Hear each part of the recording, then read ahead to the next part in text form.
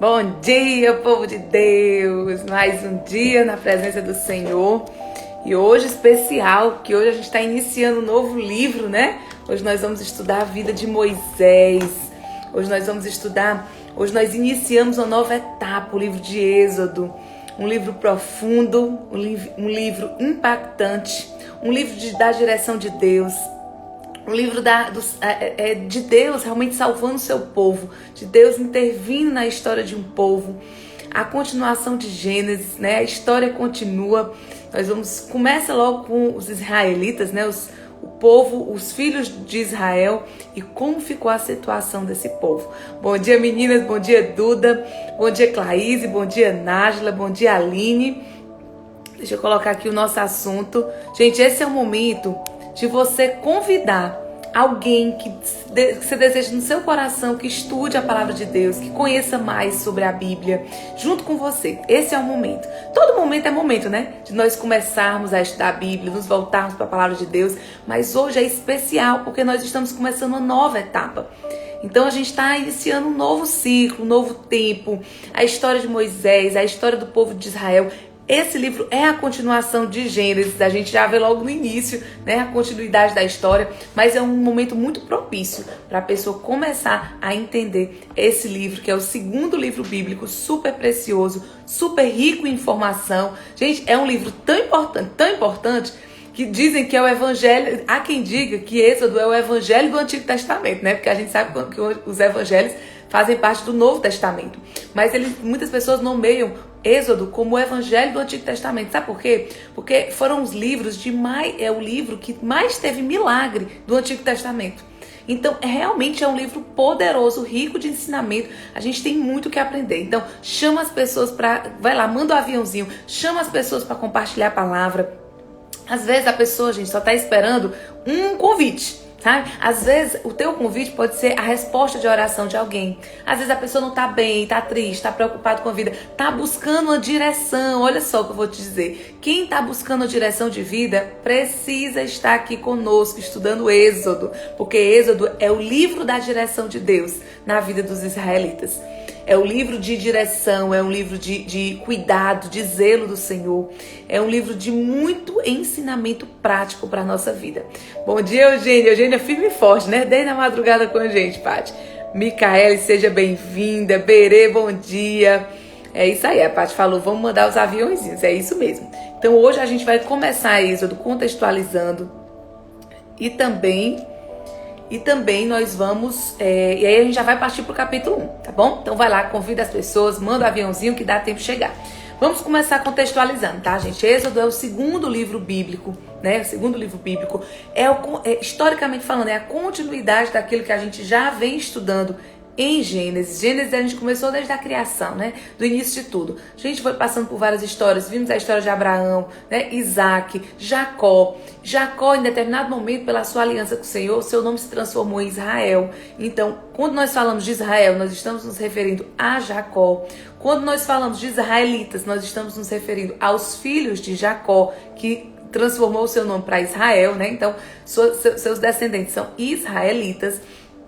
E a gente finalizou Gênesis sábado, né? Então todo mundo finalizou Gênesis sábado, capítulo 50, falando de quê? Começou a morte de Jacó e finalizou com a morte de José, né? José, o filho queridíssimo, né, de Jacó, de Israel. E aí fechou. José, ele tinha uma posição muito privilegiada no Egito, né? Ele foi na condição de escravo, uma cultura completamente diferente da cultura dele, completamente diferente da cultura do povo israelita, né? Dos hebreus, totalmente. Os hebreus ali eram monoteístas, adoravam um único Deus, tinham muita clareza de quem era o Senhor das suas vidas. Já os egípcios não, né? Idolatria demais, né? Os israelitas, eles tinham monoteísmo, enquanto os egípcios eram politeístas, acreditavam em vários deuses, cultuavam vários deuses, né? Existia um vínculo de idolatria muito forte. Então eram muitas as diferenças ali daquele povo, né? Enquanto os hebreus, eles eram muito pastores de ovelhas, né? Trabalhavam no campo. Os egípcios já estavam anos-luz na frente, né? Já trabalhavam com construção, já era um povo que a gente fica pensando, né? Como é que se deu a inteligência desse povo, né? O desenvolvimento deles, porque era um povo muito rico, uma cultura muito rica de informação, de desenvolvimento, né? Que a gente aprendeu muito com eles.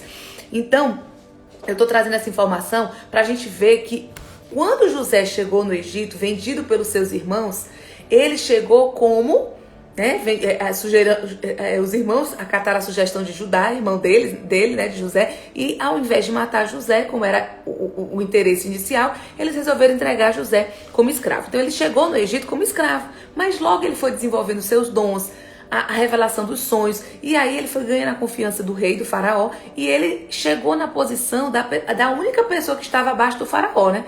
Acima de José, somente faraó. Ele cuidou da economia, ele foi quem supriu aquelas regiões todas ali próximas ao Egito e próximos ao Egito, na época de deserto mesmo, de dificuldade financeira, de dificuldade de alimento, né? Então José teve um papel muito importante. E dentro desse contexto foi que ele conseguiu trazer a sua família, né, os hebreus, os israelitas, para o território egípcio, né, em Gósen, que era uma terra um pouquinho distante, né, até pelas diferenças culturais, por tudo, era um pouquinho mais distante, mas ele conseguiu introduzir essas pessoas numa época de muita fome dentro do território egípcio.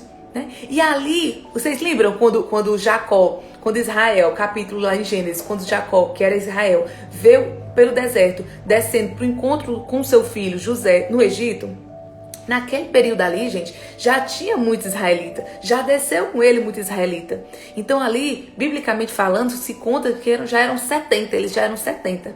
E o começo de Êxodo já fala sobre isso também, reforça essa ideia dos 70. O fato é que os israelitas, já ocupando a terra do Egito, começaram, após a morte de Jacó, após a morte de José, começaram a se multiplicar demais. Eles começaram a crescer em polvo, né? E aí, gente, os anos foram se passando. O faraó que conhecia José, onde teve revelação de sonho, que deu todo apoio para a família, né? Que disse que José podia trazer sua família, que foi muito bonzinho com José. Esse faraó já tinha passado fazia tempo, né? E agora o reinado era de outro faraó. Vários faraós já haviam passado ali, né? E agora esse outro faraó começou a se preocupar. Ei, peraí, que é que esse povo tanto cresce? Esse povo não é nosso povo, não é nossa raça, não é nosso sangue do sangue. E esse povo está se multiplicando. E se esse povo se revolta contra nós, né? Porque assim, ó, por mais que eles não tenham... Eles eram estrangeiros, entende? Por mais que eles não tenham sido estrangeiros, que tenham sido terras conquistadas pelo Egito, eles chegaram ali de uma outra forma, mas eram estrangeiros. Eram pessoas diferentes, né? Então, a preocupação do faraó da época era que esse povo crescesse ao ponto de simplesmente se colocar tão mais forte que os egípcios, que eles se posicionassem contrários e pudessem ali guerrilhar e até conquistar, né, o Egito, enfim, ter algum prejuízo para a nação egípcia. Dentro desse contexto, o faraó achou por bem escravizar o povo de Israel. Então, todo o contexto de Êxodo, gente, é isso, é a escravidão. Tudo começa com um povo que chegou ali de boa vontade, que foi recepcionado de boa vontade, que foi recebido dentro de uma terra de Gósen, que era uma terra rica. Quer dizer, teve várias vantagens ao entrar, mas em determinado momento foi visto como um povo que representava perigo. E por isso foram muito escravizados, extremamente escravizados. Escravizados mesmo. Por isso, gente, que a gente vê, né? As pirâmides do Egito, né? Aquela coisa linda que hoje em dia as pessoas visitam, né? Que hoje em dia ainda é uma cultura muito... Nossa, como é que aquele povo fez isso naquela época? Mas a força de mão escrava, né? Assim, ó, eram muitos carrascos que acompanhavam aqueles escravos ali, os israelitas escravizados, sabe? Que ficava vigiando, controlando o tempo, abusando mesmo, fazendo com que esse povo desse mais do que o melhor que podia dar, sabe? Então, foi uma escravidão muito, muito pesada, o que o povo de Israel sofreu no Egito. Até que o Senhor, porque lembra, o povo de Israel, gente, é o povo de Deus, é o povo santo, é o povo escolhido, né? O povo eleito do Senhor. Então, quando o Senhor viu tudo aquilo acontecendo com o seu povo, ele interviu nessa situação. E Moisés foi exatamente o hebreu que o Senhor enviou para crescer diante daquele povo e de uma maneira bem, a gente vai aprender ao longo da história, bem interessante, intervir na nação e libertar o povo hebreu. O nome Êxodo, gente, da tradução do grego, se quer falar o quê? Partida. Por que é partida? Partida ou saída, né? Que é a representação o quê? Da saída do povo hebreu, do povo israelita, do povo de Israel, da escravidão do Egito para a terra prometida. E esse povo é um povo eleito de Deus, esse povo é um povo separado do Senhor. Então não tinha nada que esse povo está escravizado. O Senhor arranca esse povo, levanta um líder para salvar esse povo, e esse líder é Moisés. A gente vai conhecer ao longo do livro. Durante 40 capítulos nós vamos passar aqui estudando Êxodo. E aí o Senhor levanta Moisés, e por isso que o nome é Êxodo, porque Moisés ele vai ser o grande líder, o início de tudo, né? O primeiro grande líder a ser levantado para salvar o povo de Deus, para tirar o povo de Deus, para organizar o povo de Deus, para fazer essa partida, esse êxodo. O êxodo é a partida, é a saída do povo de Deus da escravidão do Egito à busca da terra prometida. Essa é a saída de um povo. Essa é a tradução grega para o nome Êxodo, né? Então esse livro, gente, ele é muito especial, né? Em Gênesis a gente vê que, historicamente falando, foi um período mais patriarcal. Quando a gente chega em Êxodo, já é um outro momento da história. É um período que a gente chama de período mosaico, né? Então é um período onde que vai prevalecer toda essa liderança aí de Moisés, e tudo que vai acontecer nesse livro é para libertação, é para salvar o povo eleito do Senhor, o povo de Deus, né? Então é um livro mesmo poderoso, por isso que o povo fala, né, que é o Evangelho do Antigo Testamento. Por quê? Evangelho, gente, a tradução da palavra Evangelho é a boa notícia, né? E qual é a boa notícia?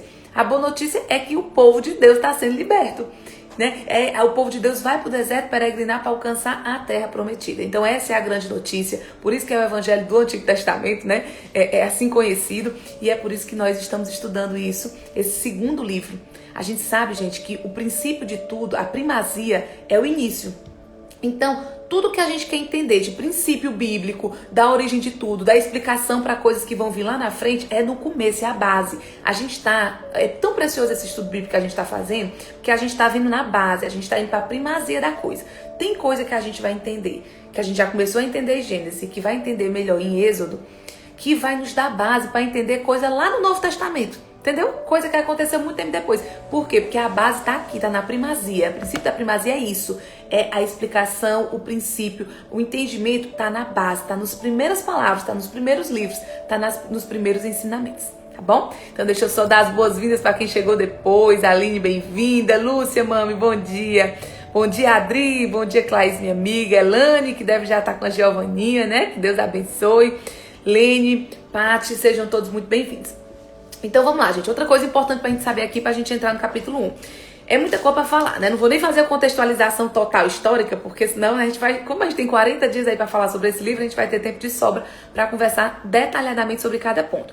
Mas é importante lembrar, quem foi o autor desse livro? Moisés, né? Moisés, que foi o líder levantado pelo Senhor para liderar, né, esse povo na saída do Egito para a Terra Prometida. Então ele foi o autor desse livro.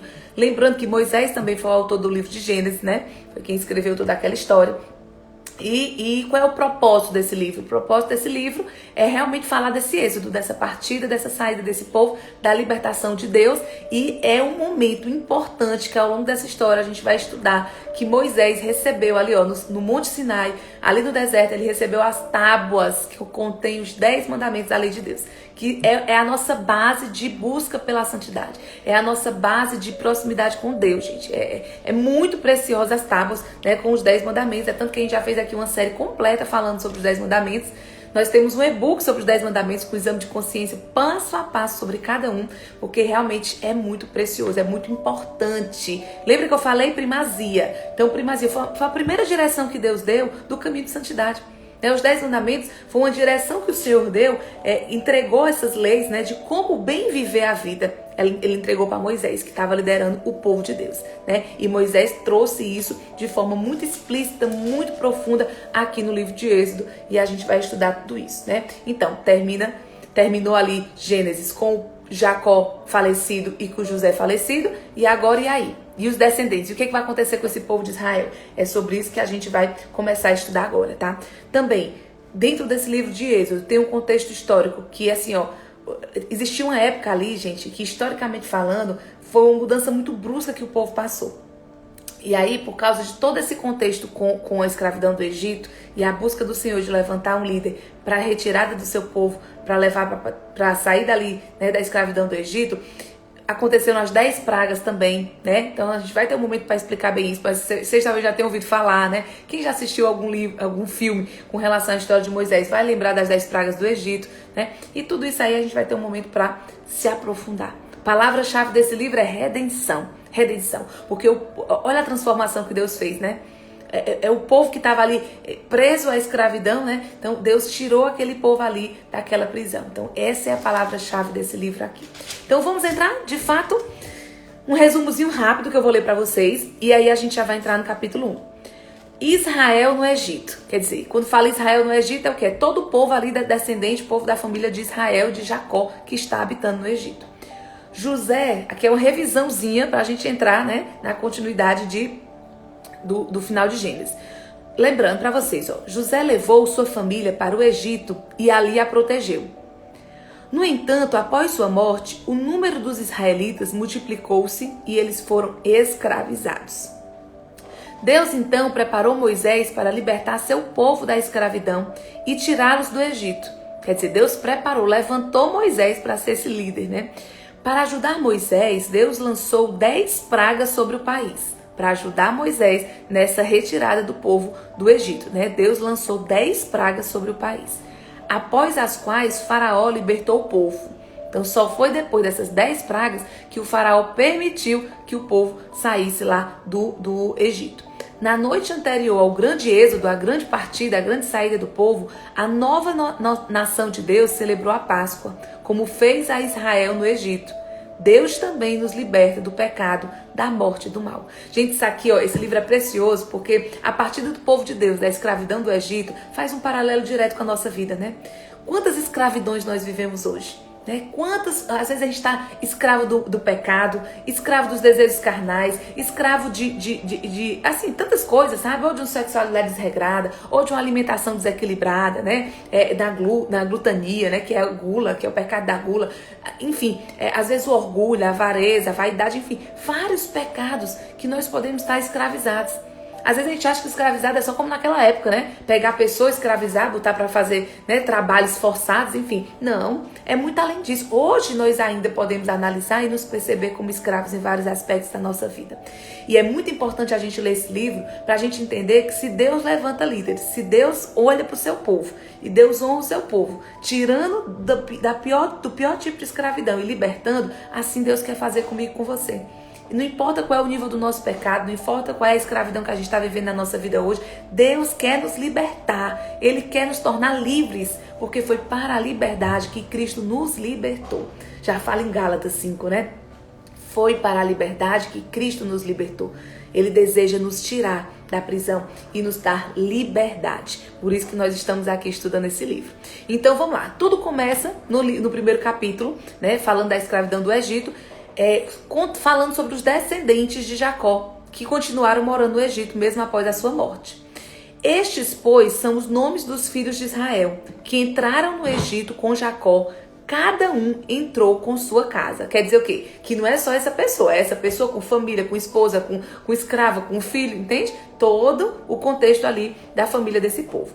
Era Rúben, aqui, gente, sucintamente, a genealogia é muito importante, eu sempre falo isso pra vocês, né? Desde Gênesis, a genealogia que às vezes a gente acha cansativa é muito importante porque é o que vai marcar os descendentes, é o que vai marcar um povo, é o que vai marcar as promessas em cima desse povo. Aqui, no início, a genealogia ela vem, mas vem de forma bem específica, bem sucinta, tá? Então vem só nomeando, o primeiro nome só, de cada um dos filhos de Israel que entraram e estavam ainda na terra do Egito. Rúben, Simeão, Levi, Judá, Isacar, Zebulon, Benjamim, Dan, Naftali, Gade e Asser. Todas as almas, pois, que descenderam de Jacó foram 70 almas. José, porém, estava no Egito. Sendo, pois, José falecido, que lembra que logo depois de Jacó, a gente estudou no final de Gênesis, José faleceu. Sendo, pois, José falecido, e todos os seus irmãos e toda aquela geração, os filhos de Israel frutificaram. E aumentaram muito, e multiplicaram-se e foram fortalecidos grandemente, de maneira que a terra se encheu deles. Então foi isso aqui que preocupou o faraó, né? Esse crescimento exponencial, essa multiplicação do povo de Israel lá na terra do Egito. O que acontece aqui, gente? Algumas bíblias, talvez a sua, né? Quem não tá com bíblia, gente, lembra que quando eu venho pro devocional, quando eu venho pro estudo bíblico, eu trago a minha bíblia, tá? Pra você ir acompanhando e marcando, né? Às vezes tem alguma palavrinha diferente, não tem problema, são traduções diferentes, mas o contexto é o mesmo, o sentido é o mesmo. A gente vai explicando, por exemplo, Aqui na minha Bíblia, né, e a tradução que eu acho que é mais comum, fala que foram 70 almas, né, 70 pessoas ali, que compunham as pessoas de Israel que estavam habitando no Egito. Logo, isso aqui é da multiplicação, né, gente? Porque depois começou a multiplicar, crescer, perdemos a proporção de onde isso foi dar, né? Só que algumas Bíblias falam que foram 75. Eu vou falar, mas como assim? 75, 70, qual é o certo, né? Os dois. Porque quem coloca 75, gente, são os tradutores que consideram também os netos de José. Então, se a gente for considerar os netos também, aí tudo bem, esse número de 75, tá? Todos são descendentes no fim das contas, né? Todos faziam parte do povo de Israel. Logo depois desse número aqui, as coisas multiplicaram numa proporção que nem sequer a Bíblia relata, né? Quanto o número datou, de repente não tinha nem mais como fazer essa contagem. E o fato é isso, é a gente entender que é o povo de Israel, que já era muito quando chegou no Egito, começou a se multiplicar demais e aumentou enormemente. Aí olha o que é que diz aqui, ó. Depois levantou-se um novo rei sobre o Egito. Quer dizer, agora é a dinastia de um novo faraó, né? Que não conhecerá José, o qual disse ao seu povo: eis que o povo dos filhos de Israel é muito mais poderoso do que nós. Eia, usemos sabiamente para com ele, para que não se multiplique e aconteça que, vindo guerra, ele também se ajunte com os nossos inimigos e peleje contra nós e suba da terra. Olha a preocupação. O novo faraó, gente, não conhecia José, não sabia nem quem era José, José já era falecido. Então José era bem visto, era um monte de regalia, né? Por quem ele foi, pelo que ele representou para os egípcios, pela ajuda que ele deu. Mas a história dele ficou no passado. O novo faraó não sabia quem ele era. Então o novo faraó olhou para aquele povo e disse: ei, esse povo não é nosso povo. Esse povo é estrangeiro, não interessa como eles chegaram aqui. O fato é que eles são estrangeiros. E o fato é que eles estão tão crescidos, tão multiplicados e tão fortalecidos. Porque o povo de Deus, gente, era forte, era unido, né? Era conciso. Então eles estavam tão fortes que assustou o faraó. E o faraó disse: olha só, se sobrevém guerra sobre nós, esse povo, que não tem por que estar a nosso favor, ao nosso lado, porque não é povo nosso, pode se juntar com os nossos inimigos para pelejar conosco, para guerrear conosco. E eles já são fortes assim, sozinhos, imagina se juntando com o nosso inimigo. Aí eles nos derrotam de vez e a gente perde tudo. Então, para evitar que esse sentimento que o faraó teve acontecesse, o que eles fizeram? Olha aqui no versículo 11. E os egípcios puseram sobre eles maioria de tributos para os afligirem com suas cargas. E edificaram a Faraó cidades de tesouros, como Pitom e Ramsés. Gente, isso aqui é interessante, né? Olha, duas cidades que fala aqui, né? Fala de Pitom e fala de Ramsés. Bom dia quem chegou depois, Paty, Ciane, Maírton, Beth, sejam bem-vindos. Olha só, duas cidades aqui ele fala, né, que foi Pitom e Ramsés. É muito importante entender, gente, que essas cidades aqui, elas foram construídas, há quem diga, né, vamos relatos históricos, há quem diga que foram cidades construídas totalmente pela mão escrava. Né? Então foram cidades grandes, mas que só foi possível os egípcios conseguirem construir, né? Apesar de eles serem conhecidos com as construções, né? Mas isso só foi possível por causa da mão escrava, por causa da escravidão do povo de Israel, porque escravizaram esse povo. Há quem diga também que essas cidades aqui elas já existiam, eram antigas, e elas foram reformuladas, elas passaram por toda uma reformulação. E por causa disso, elas foram tidas como cidades novas. Isso era muito comum naquela época, né? O faraó chegava, reformulava uma cidade que outro faraó, outro rei de outro momento já tinha criado, já tinha inaugurado, já tinha construído. Ele faz ali umas mudanças, né? Restaura a cidade e aí pronto. Desfaz todos os históricos para trás de criação da cidade e anuncia como se fosse a inauguração de uma cidade começando do zero. Como se aquele faraó tivesse feito tudo, sabe? Isso era muito comum naquela época. Então, não se sabe bem se foi uma reformulação da cidade ou se começaram a construção delas do zero. O que se sabe, gente, é que só foi possível isso acontecer. E o crescimento, o grande esplendor do Egito, como a gente vê hoje, né? Com as pirâmides do Egito, chiquérrimas, grandes e crescidas, né? Coisas que de qualidade tão grande que se mantém até hoje, né? As originais, com apenas alguns pontos de ajuste, tudo isso só foi possível por causa dessa escravidão, porque realmente usou essa base escrava, né? Mas o que é importante a gente falar aqui? Que isso aqui é a expressão da escravidão, né? Então, eles colocaram o quê? Colocaram esse povo e afligiram com muita carga, né? Fizeram com que eles trabalhassem horrores, né? Muito mais do que humanamente poderiam exigir deles, né? Para a construção de cidades, para o crescimento daqueles templos. Então, o povo egípcio escravizou de uma forma muito cruel aquele povo, né? E é importante a gente entender esse ponto aqui, gente, a gente pode fazer uma reflexão com a nossa vida. né? Quantas vezes nós estamos ali como o povo egípcio, né? Como o povo, aliás, o povo hebreu nas mãos do povo egípcio, né? Quer dizer, escravizado.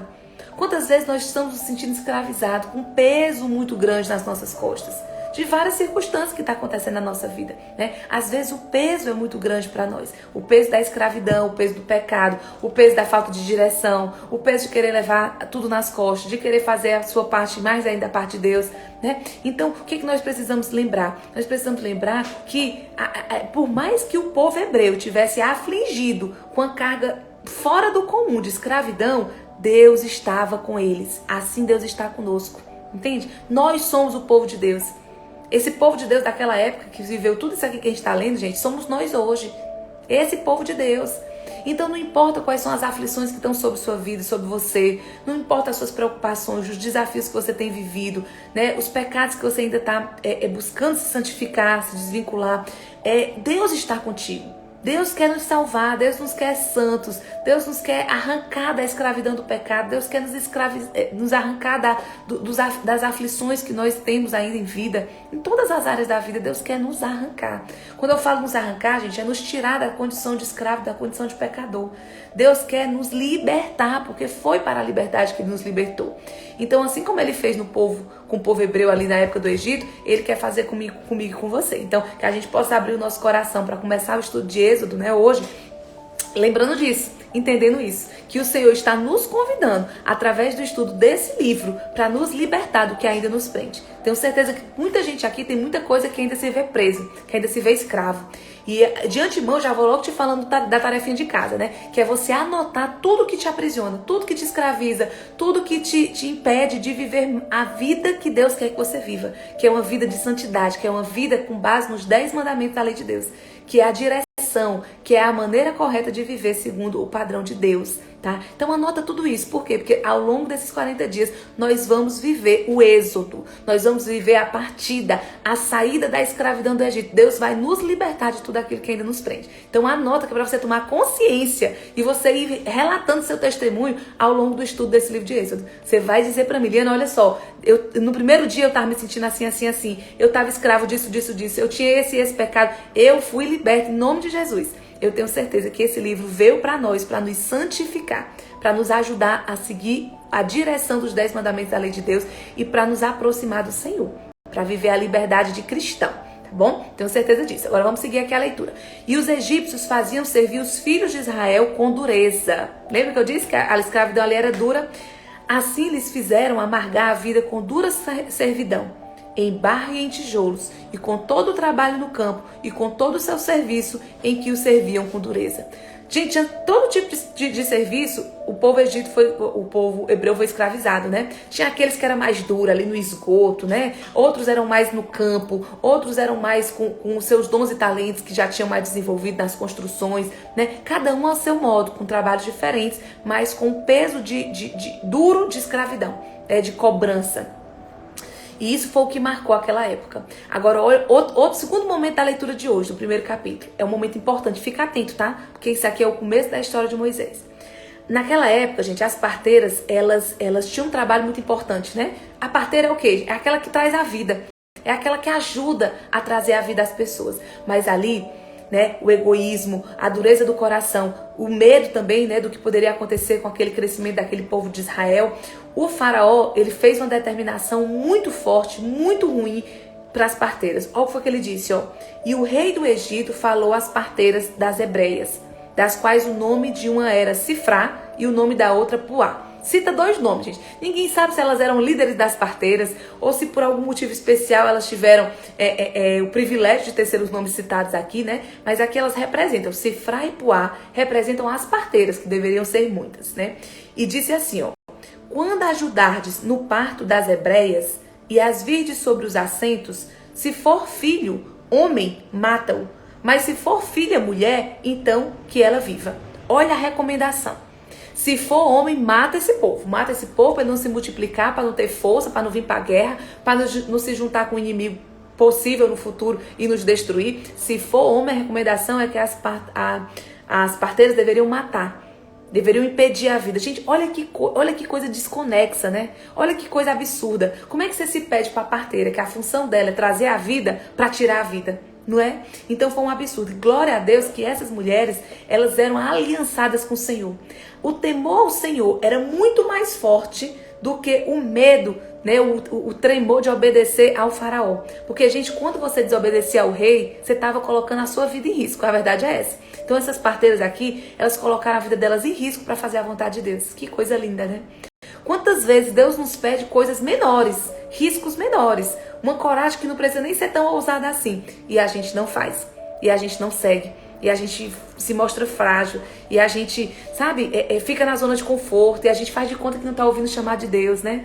Deus nos chama muitas vezes, gente, para coisa menor do que foi o pedido para essas parteiras aqui, sabe? Elas arriscaram a própria vida, elas desobedeceram o faraó, o rei. Gente, isso era seríssimo naquela época. Mas elas fizeram isso. Olha só. As parteiras, porém, temeram a Deus e não fizeram como o rei do Egito lhe disseram. Antes conservavam os meninos com vida. Elas não obedeceram. Então o rei do Egito chamou as parteiras e disse-lhes: por que fizeste isso, que guardaste os meninos com vida? E as parteiras disseram a Faraó: é que as mulheres hebreias não são como as egípcias, porque são vivas e já têm dado à luz os filhos antes que a parteira venha a elas. Olha o que elas disseram. Não era bem verdade, né, gente? Talvez não fosse. Não se tem um relato claro. Mas é verdade que elas trouxeram algum argumento para evitar o prejuízo das suas próprias vidas, né? De perder a própria vida. Mas elas não negociaram trazer a vida a esses meninos. Elas não tiveram a coragem de matar crianças inocentes. Isso é temor ao Senhor, gente. Isso é temor ao Senhor. Aí vamos continuar aqui que eu vou te dar uma outra explicação. Portanto, Deus fez bem as parteiras, porque elas tiveram essa atitude. Deus fez bem as parteiras, né? Ele fez com que elas prosperassem. E o povo se aumentou e se fortaleceu muito mais por causa desse sim, né? Desse sim ao povo de Deus, das parteiras, por não matar, por não obedecer às normas e às regras do faraó. E aconteceu que, como as parteiras temeram a Deus, estabeleceu-lhes casas. Então ordenou o faraó a todo o seu povo, dizendo: a todos os filhos que nascerem lançareis no rio, mas a todas as filhas guardareis com vida. Olha só, agora ele dá outra determinação, né? Então, todos os meninos vão lançar no rio e todas as meninas vocês vão manter com vida. Gente, isso aqui é muito precioso a gente ver isso aqui. É muito precioso por quê? Porque às vezes você pode olhar e dizer assim: nossa, mas como assim? Como é que Deus apoia? Como é que Deus fez bem as parteiras, as fez prosperar se elas mentiram? Elas mentiram pro faraó, elas não obedeceram, elas desrespeitaram a hierarquia. Gente, nós precisamos entender que o respeito à hierarquia, humanamente falando, nesse mundo, que a obediência a reis, faraós ou pessoas que estão hierarquicamente superior a nós, a verdade, tudo isso, gente, tem que estar enlaçado, tem que estar junto com a obediência a Deus. A obediência a Deus é o princípio de ordem, é o princípio maior, é o máximo, sabe? É o primeiro de tudo. Então, primeiro obedeça a Deus. Quando uma autoridade política, como no caso aqui do faraó, me pede algo, ou me orienta a algo, me coloca uma lei, me impõe uma lei que diz, que contraria, que desobedece a lei de Deus, é claro que eu tenho que fazer prevalecer a lei de Deus. O que aconteceu aqui com essas parteiras, gente, foi isso. Elas entenderam que maior é a lei do Senhor. Quando a gente fala nos 10 mandamentos que nós devemos honrar não somente a lei de Deus, mas que a gente também tem que estar, né, entendendo a submissão dentro dos padrões hierárquicos que nós vivemos na terra, no mundo, né, na terra, depois de obedecer da lei de Deus, gente. Eu não posso colocar nenhuma lei terrena antes da lei de Deus. O que o faraó pediu, gente, foi destruir a vida. É claro que o Senhor não quer isso. É claro que isso contraria a lei máxima do Senhor. Porque Deus nos dá a vida, nunca nos tira a vida. Então as parteiras resolveram obedecer a Deus. E por isso viram graça diante do olhar do Senhor. E por isso o Senhor as fez multiplicar e crescer e prosperar. Entende? E elas foram muito corajosas, ousadas. É uma ousadia, uma coragem que nós, como povo de Deus, devemos aprender. Quantas vezes Deus nos pede coisas menores do que pediu para essas parteiras e a gente se nega, e a gente não escuta, e a gente procrastina e deixa para depois, e não tem coragem de fazer, sabe? E não assume as missões que o Senhor tem para nós. Então, talvez a gente precise, como essas parteiras, aprender com elas, né? A ter ousadia, a ter coragem, a acreditar. que as promessas do Senhor são maiores que nós. Gente, quando fala aqui nesse livro que o povo de Israel cresceu exponencialmente, multiplicou muitíssimo, né? A ponto de assustar o faraó, o rei do Egito daquela época. Isso aqui, gente, é a promessa do Senhor acontecendo. Quantas vezes ao longo de Gênesis nós estudamos, nós lemos que o Senhor prometeu que esse povo de Israel era um povo que seria multiplicado, que era um povo grande, né? Que ia dar muitos descendentes. Então, isso aqui é a promessa do Senhor acontecendo. Esse começo de Êxodo, gente, é a promessa acontecendo. Deus não é um Deus de mentir. O que Deus promete, Ele cumpre. E assim como foi para o povo de Israel, para o povo hebreu, é assim na minha e na sua vida também. Então, quero agradecer a presença de vocês nesse primeiro dia de Êxodo. Vamos agora fazer uma oração, né? Entregar ao Senhor. Senhor Jesus, nós te pedimos, ó Pai, que todas essas palavras, todo esse contexto histórico do livro de Êxodo, que encontre terreno fértil no nosso coração, Senhor. Nos usa, ó Pai, nos usa para entender cada parte, cada palavra, cada capítulo, cada ensinamento precioso do livro de Êxodo. Senhor Jesus, nós te pedimos, assim como o povo no deserto, assim como o povo de Israel escravizado no Egito, hoje nós somos povo teus. Nós somos povo eleito, né? Nós somos teu povo santo, Senhor, que estamos ainda talvez aliançados com pecados, escravizados, Senhor.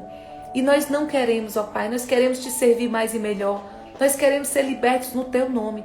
Nós queremos a liberdade do povo de Deus para te amar mais, para te servir mais, para sermos semeadores do teu amor na terra, Senhor. Então, ó Pai, nós pedimos, liberta-nos da escravidão, daquilo que ainda nos aprisiona, Senhor.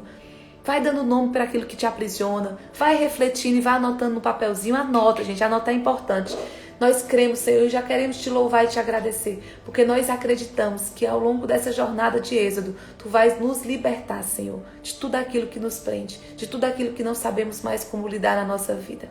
Em nome de Jesus, nós te entregamos, Senhor, as nossas escravidões, as nossas prisões, os nossos pecados, as nossas dificuldades e desafios. E já te agradecemos, porque nós cremos que tu é um Deus de promessa, um Deus de milagre, um Deus de multiplicação, um Deus de transformação e um Deus de libertação. Liberta-nos, Senhor Jesus. Liberta-nos, Senhor Jesus. Em nome de Deus, amém. Amém, povo amado? Então, nós seguimos juntos, tá? Então ainda dá tempo, vou deixar a live salva, convida alguém para assistir. Amanhã nós seguimos estudando o segundo capítulo, tá bom? Essa história é incrível, mal começou, gente, mal começou. A gente ainda nem viu o nascimento de Moisés, né? Tem toda uma história para se desenrolar, pra gente conhecer, pra gente aprender junto. Beijo no coração de todo mundo, um dia bem pleno, bem abençoado para nós e até amanhã.